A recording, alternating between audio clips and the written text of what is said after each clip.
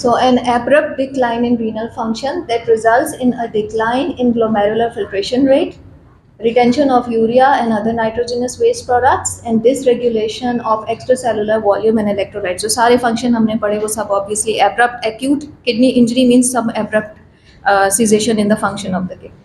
Okay, so ये main point है. It is characterized by either a decrease in urine output or increase in serum creatinine. ठीक है, सिर्फ creatinine का बैठ के वेट नहीं करना कि वो हाई होगा तब आप इसको ए के आई बोलोगे. आप पहले से भी उसको ए के आई या इम्पेंडिंग ए के आई और हाई रिस्क ऑफ ए के आई पेशेंट को आइडेंटिफाई कर सकते हैं.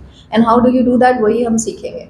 ठीक है, it's a frequent complication in critically ill patient. Just keep that in mind. जितने आपके आईसीयू के इंटेंसिव केयर के पेशेंट है, all of them are at high risk of having AKI. Okay, so if we talk about the prevalence, so जो modern definition है अब जो कि डिगो की आई है, some researchers have used that और उस पर उन्होंने जो AKI का prevalence निकाला है, that is around 5% to 25% in both non-critical and critical patients. और एक और फिगर हमारे पास जो ISN की तरफ से है, that is 1 in 5 adults and 1 in 3 children worldwide have AKI during a hospital admission. So इतना कॉमन है और इतना ज़्यादा आपने हाई इंडेक्स ऑफ सस्पिशन रखना है जब भी आप किसी सिक पेशेंट के साथ डील कर रहे हैं. सो व्हाट्स द इम्पोर्टेंस, हम क्यों इतना परेशान हैं कि AKI ना हो जाए और हम उसे मिस ना कर दें? Because it's an independent risk factor in children for increase mortality. जितना AKI हो गया तो जो ICU स्टे है उसका वो प्रोलॉन्ग हो जाएगा और ऑब्वियसली उसको फिर उसकी नीड्स बढ़ जाएंगी. मे बी आप उसको मैकेनिकल वेंटिलेशन पे लेना पड़े, वॉल्यूम ओवरलोड में चला जाए. Okay, and children with AKI who require longer duration of hospitalization, dialysis and prolonged ICU stay may experience long term CKD. तो एक CKD तैयार हो जाएगा आपकी पॉपुलेशन के लिए अगर आपने AKI को प्रॉपरली एड्रेस नहीं किया, मैनेज नहीं किया. And even after resolution, there is a risk of limited kidney reserve and residual abnormality. And what are those? These are proteinuria, hypertension and reduced GFR. सो क्रेटनिंग बेशक नॉर्मल हो जाए but patient आपको long term follow up में रखना है for these possible complications. So message क्या है? It's a silent killer. अंदर ही पता ही नहीं चलता है, AKI हो जाता है एकदम से. जब फिर हमारे पास क्रेटनिन हाई आता है, यूरिन आउटपुट बहुत ज़्यादा लो हो जाता है, तब जाके हम बोलते हैं हो ये तो AKI हो गया और उसको एड्रेस करते हैं. So early recognition and timely intervention की है. ठीक है, to prevent morbidity, to prevent mortality. Diagnosis with laboratory parameters may not be accurate and timely. Therefore, you need to keep a high index of suspicion for an early intervention for every critically ill patient. अच्छा, कौन से patients हैं जिसमें आप सोचेंगे कि ये this child is at high risk of AKI? अब उसके अंदर हमारे पास कुछ high risk scenarios हैं और कुछ high risk groups हैं. ठीक, high risk scenarios क्या है? A patient who is admitted because of sepsis. तो समझे उसको कि वो AKI ही है, उसे डील इसी तरीके से करें.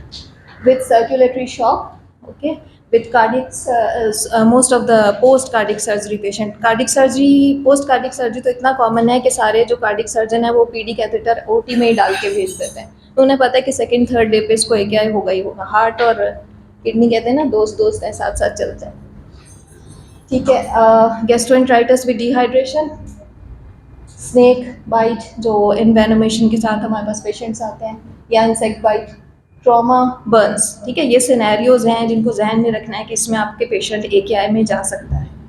And what are the groups which high risk groups कौन से हैं जिसमें AKI के बहुत ही ज़्यादा हाई रिस्क या चांसेस हैं? वो नेफ्रोयूरोलॉजिकल केसेस. किसी भी टाइप का ऑब्स्ट्रक्टिव यूरोपैथी का पेशेंट आप डील कर रहे हो, क्रेटनिन नॉर्मल है तो बहुत ज़्यादा रिलैक्स नहीं होना है. Keep a high index of suspicion.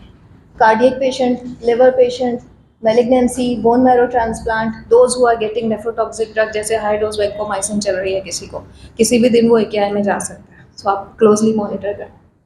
और ये लिस्ट ऑफ नेफ्रोटॉक्सिक ड्रग्स है, ये आप बाद में भी देख सकते हैं. ये प्रेजेंटेशन हम आपसे शेयर करेंगे. Okay, renal angina index. इससे पहले किसी को पता है what is renal angina index? यहाँ पे किसी ने कभी किया है या इसका पता है कि व्हाट इज दिस? नहीं. अच्छा, बेसिकली ये टूल है, बहुत कम यूज़ होता है लेकिन अगर हम इसे यूज़ करें तो इट्स रियली वेरी यूज़फुल और इजी भी है, कोई इतना मुश्किल नहीं है. ये आपका प्रिडिक्ट करता है कि कौन सा पेशेंट AKI में जा सकता है इन द नेक्स्ट 72 आवर्स. तो कोई भी पेशेंट अगर PICU में एडमिट होता है, इसको आप एज अ रिसर्च टूल भी यूज़ कर सकते हैं. So a predictive tool which is performed on admission to PICU, and it is used to assess the risk of subsequent severe AKI 72 hours later. ठीक है, कैसे करते हैं आप?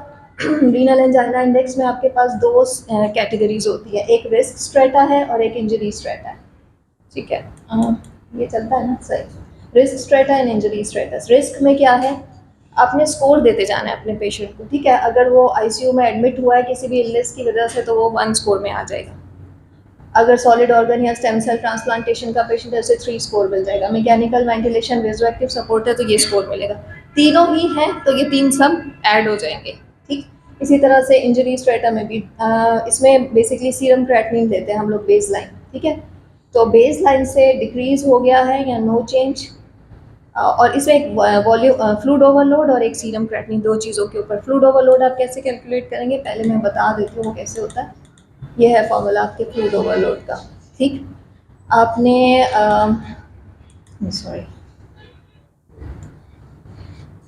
जो उसका फ्लूइड इनटेक है पर डे का, जैसे आप लास्ट 24 आवर का निकाल रहे हैं, मेरा पेशेंट फ्लूइड ओवरलोड में तो नहीं चला गया, तो टोटल उसका जो इनटेक है माइनस आउटपुट और जो उसका बेस लाइन बॉडी वेट है इन किलोग्राम्स, उसको आपने 100 से मल्टीप्लाई करना है, तो आपका आंसर कुछ परसेंटेज की उसके अंदर आएगा। लाइक दिस, पीछे वाले में जाते हैं ऐसे। ठीक है, लेस देन 5 आएगा, 5 to 10 आएगा, 10 to 15 आएगा एंड मोर देन 15 आएगा। तो इन दोनों में से कोई एक भी मिल जाए, मे बी आपका क्रेटनिन 1 टाइम या 1.4 टाइम्स रेज हो गया है पर फ्लूइड ओवरलोड नहीं है, इट्स ओके, तब भी आप उसको 2 स्कोर देंगे। या ये नहीं है, ये है, तब भी आप 2 स्कोर देंगे। ठीक है, तो स्कोरिंग करनी है दोनों कैटेगरीज के हिसाब से। और फिर आप कैसे एंजाइना इंडेक्स निकालेंगे, रिस्क का जो स्कोर है उसको इंजरी से मल्टीप्लाई करेंगे और आपका स्कोर आ जाएगा बिटवीन 1 to 40। ठीक है, और renal angina index if more than 8 या मोर देन और इक्वल टू 8 आपका आंसर आ रहा है स्कोर में, तो that patient is at high risk of getting severe एकेआई after 3 days। ठीक, तो ये कुछ ऐसा नहीं है, इसको प्रैक्टिस किया जा सकता है अगर आप लोग ट्राई करना चाहें, एंड इट्स रियली गुड।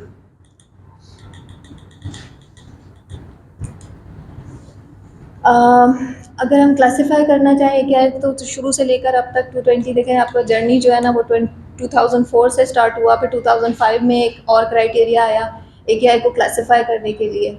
और अब जो मोस्ट रिसेंटली यूज़ हो रहे हैं डिफरेंट सेंटर्स के अंदर, कुछ लोग पी रिफल यूज़ कर रहे हैं, कुछ लोग KDIGO, but most of them are using KDIGO. Okay, ये 2012 में मोस्ट रिसेंट भी है इसलिए। So what is KDIGO? सबसे पहले तो इनकी डेफिनेशन देख लेते हैं, केडी को क्लासिफाई कैसे करता है एकेआई को। ठीक है, तो AKI is defined as any one of the following. Okay, any one, increase in serum creatinine more than 0.3, like आपके पेशेंट का बेस लाइन जब जिस दिन एडमिट हुआ था लेट्स से 0.5 था। ठीक है, और नेक्स्ट डे हो गया 0.9, सो इस डेफिनेशन के अंदर आ गया। ठीक है, अगर मिलीमोल्स में यूज़ करते हैं तो 26 का डिफरेंस आ जाएगा, not next day, sorry, with in 48 hours आपका ये चेंज आ जाए तो दैट इज़ एकेआई। सिमिलरली आपका 1.5 टाइम्स बेस लाइन से ऊपर हो जाए, यूरिन आउटपुट जो है लेस देन 0.5 ml पर kg per hour for 6 hours, तो एकेआई तो लेबल हो गया। अब मज़ीद उसकी स्टेजिंग कैसे करनी है वो नीचे है। ठीक, स्टेज 1, 2 एंड 3। स्टेज 1 कब कहेंगे, जब 1.5 से 1.9 टाइम्स बेस लाइन से अबव चला जाए। ठीक, या 0.3 का फिगर ले सकते हैं आप स्टेज 1 करने के लिए, जो मैंने अभी एग्जांपल दी उसको यूज़ कर सकते हैं।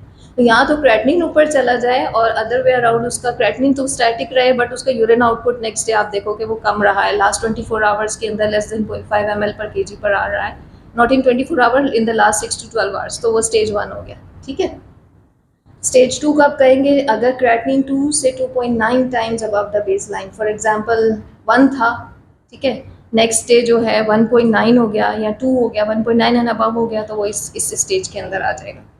यहाँ अगर आप आउटपुट देखें तो मोर देन 12 आवर्स, यहाँ 6 to 12 आवर्स था ना, अगर मोर देन 12 आवर्स 0.5 से नीचे रहता है तो वो स्टेज 2 में चला जाता है। स्टेज 3 कब कहते हैं, जब 3 times above the base line आपका क्रेटनिन चला जाए, या नंबर्स में अगर देखें तो क्रेटनिन की वैल्यू 4 से ऊपर चली जाए तो दिस इज स्टेज 3 है क्या। ठीक है, और यूरिन आउटपुट में अगर लें तो लेस देन 0.3 ml पर kg per hour for more than 24 hours और एन्यूरिक फॉर मोर देन 12 आवर्स। ये स्टेजिंग आपको रटनी है, याद करनी है। ठीक है, अच्छा है कि जो ईयर 1 वाले हैं वो अभी से रट लें और हर पेशेंट के ऊपर स्टेजिंग करें, तो आपका एक इतना अच्छा रिफ्लेक्स बन जाएगा, आप एग्जाम के लिए भी प्रिपेयर्ड होगे, प्लस आप प्रैक्टिकली एक अच्छे फिजिशियन बनोगे, क्योंकि आप अच्छे से अपने पेशेंट को मैनेज करोगे। जितना सीवियर AKI होता जाए उतने ज़्यादा चांसेस होते हैं कॉम्प्लिकेशन के, प्लस लॉन्ग टर्म CKD के। ठीक है, एक्सक्यूज मी, मेरा गला कल ही खराब हुआ है और मेरी आवाज़ थोड़ी सी ना I am trying to compensate as much as possible. ठीक है, सो सेम है। अब इसमें मैंने जस्ट इसको प्रोजेक्ट इसलिए किया था पी रिफिल शो करने के लिए कि पी रिफिल में किस तरह से कैटेगराइज करते हैं। ज़्यादातर अब लोग अब ये यूज़ नहीं कर रहे। इसमें स्टेज 1 to 3 नहीं होता, इसमें RIFLE, risk, injury, failure, loss and and stage. Numbers तकरीबन ऑलमोस्ट सेम है, जैसे उसके अंदर है ना, तकरीबन सेम है। तो ये भी आप अगर याद कर ले तो ठीक है, अदरवाइज ज़्यादातर ये यूज़ होता है प्रैक्टिकली हर जगह। अच्छा, एक और चीज़ जो हर AKI पेशेंट में आप करें, या मैं रेकमेंड करूँगी कि करें, सबका EGFR निकाला करो, आपकी अपनी प्रैक्टिस के लिए भी और पेशेंट के बेनिफिट के लिए भी। ठीक, EGFR निकालना आता है इस वक्त यहाँ पे किसी को पता है शॉर्ट्स फार्मूला क्या है, EGFR कैसे निकालते हैं? एनीवन? किसी ने कभी पढ़ा है? भाई आप तो सीनियर वालों में आ जाते हैं ना जो रेजिडेंट्स या RN हैं उनको आइडिया है EGFR कैसे निकालते हैं, या शॉर्ट्स फार्मूला क्या है? चलेंगे, ये बता दें। ग्रेट, हाँ, एक्सेलेंट एक्सेलेंट। आप कौन से ईयर के हो? Year 3?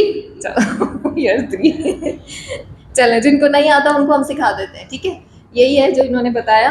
Creatinine constant multiply by height, अच्छा हाइट सेंटीमीटर्स में होनी चाहिए, इंपॉर्टेंट है। और क्रेटिनिन जो है वो आपका मिलीग्राम परसेंट, जो हम लोग ज़्यादातर यूज़ करते हैं। ठीक, मिलीग्राम पर DL, height centimetres, and value of K आप लोगों को रटनी है, याद करनी है। ठीक, लो बर्थ वेट इन्फेंट्स जो कि लेस देन 1 ईयर है, उनके अंदर 0.33 होगा। न्यूनेटल एज से लेके 1 ईयर तक लो बर्थ वेट 0.33 यूज़ करना है। ठीक, इन्फेंट जो टर्म पैदा होते हैं लेस देन 1 ईयर, उनके लिए 0.545। जो मेजर आपके पेशेंट्स आएंगे वो इस ग्रुप में आएंगे, चिल्ड्रन और एडोलेसेंट गर्ल 0.55। तो ज़्यादातर आप ये वाला कॉन्स्टेंट यूज़ करोगे। ठीक, और एडोलेसेंट एज बॉयज़ जो हैं उनमें 0.70। एडोलेसेंट एज भी है कि ये कौन सी वाली यूज़ होती है, आई थिंक 13 प्लस है ना, 13 प्लस है। तो 13 प्लस जो मेल्स हैं उनके लिए 0.70 का क्राइटेरिया यूज़ होगा। अच्छा, ये यूज़ नहीं हम कर सके क्योंकि पाकिस्तान में जो मेरी नॉलेज है अब तक, हम सब जो है वो जेफीज मेथड से क्रेटिनिन को चेक कर रहे हैं, जितने भी हॉस्पिटल्स हैं। एक और मेथड होता है जिससे सीरम क्रेटिनिन चेक होता है, that is enzymatic serum creatinine measured by isotope dilution mass spectroscopy. उनमें ये short formula, revise short formula use हो सकता है। इसमें ईजी ये हो गया कि वो हर किसी का अलग अलग कांस्टेंट नहीं है, एक ही कांस्टेंट है जो सबका यूज़ हो सकता है। बट उसके लिए क्रेटिनिन को मेजर करने का मेथड ये होना चाहिए। तो this is just for your knowledge, ये प्रैक्टिकल यूज़ के लिए नहीं है कि एक ऐसा रिवाइज शॉर्ट कभी पढ़ लें और उसे बोलेंगे चलो मैं इससे निकालता हूँ अपने पेशेंट का, हम लोग नहीं यूज़ कर सकते। मैंने काफी फोन करके लैब से मालूम कर लिया है ये वाले मेथड से कोई नहीं कर रहा, स्पेक्ट्रोस्कोपिक मेथड कोई भी नहीं यूज कर रहा। तो इसलिए मे बी ये मोर आप बता रहे हैं 0.413 वाला जो है वो हम नहीं कर सकते, वरना तो लैब खुद ही कैलकुलेट करके देते हैं। बिल्कुल है ना, वो तो यूनिवर्सिटी सब पेशेंट्स थे, लेकिन वो मेथड चूंकि नहीं हो रहा है तो इसमें आपको पिछले वाले कॉन्सेप्ट। ठीक है, चलिए अब जल्दी से मैं इसको बस क्लासिफिकेशन बता देती हूँ जो हम बचपन से पढ़ते हुए आ रहे हैं MBBS से, कि अक्यूट किडनी इंजरी को कैसे क्लासिफाई करते हैं। सो pre renal, intrinsic renal and post renal. ठीक है, प्री रीनल में mostly causes before the kidney, जैसे हार्ट फेलियर हो गया, जैसे किसी वजह से बहुत ही मैसिव ब्लीडिंग हो गई है, मतलब ब्लड आपका लॉस हो गया, या हाइपोवॉलीमिया, ये सारे प्री रीनल में आ जाते हैं। इंट्रिंसिक रीनल में जो 4 बेसिक कंपोनेंट्स हैं किडनी के, ग्लोमेरुलाई वहाँ पे हो जाए, क्लासिक एग्जांपल अक्यूट ग्लोमेरुलोनेफ्राइटिस या बहुत सारे ग्लोमेरुलोनेफ्राइटिस जो भी है। इंटरस्टिशियल में कुछ इंजरी हो जाए like tubulo interstitial nephritis. Okay, tubules में कुछ डैमेज हो जाए, most common is ATN example. Vascular में आप थ्रोम्बोटिक माइक्रो एंजियोपैथी या HUS ले सकते हैं। ठीक है, तो इंट्रिंसिक रीनल है, प्री रीनल है, या post renal and post renal सारे ऑब्स्ट्रक्टिव कॉजेज हैं।